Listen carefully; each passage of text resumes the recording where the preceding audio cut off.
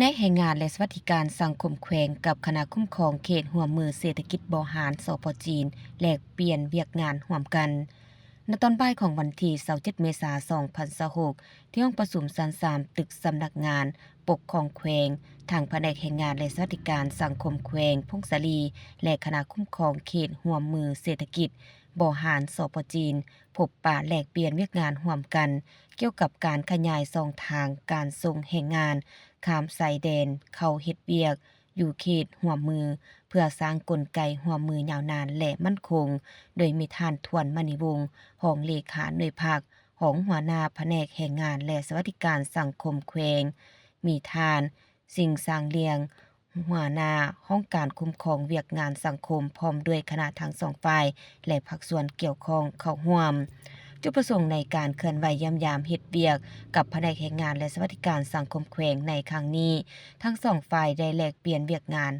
การร่วมมือด้านแรงงานข้ามแดนและการร่วมมือด้านการศึกษาวิชาชีพระหว่างลาวจีนวันที่25มิถุนายน2025องค์การปกครองนครคุยมิงกับห้องการกระทรวงแรงงานและสวัสดิการสังคมได้ลงนามเซ็นบทบันทึกความเข้าใจว่าโดยเวียกงานในคงเขตแรงงานและสวัสดิการสังคม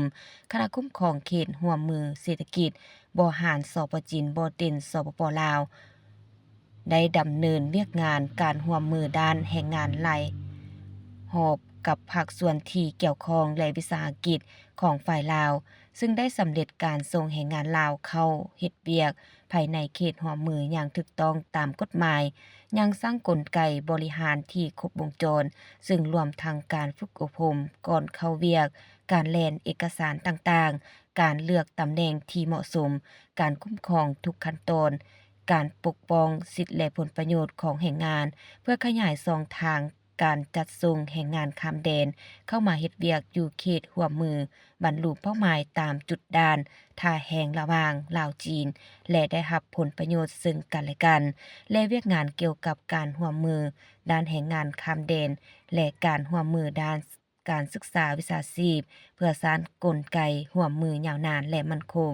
ลงทัศนะ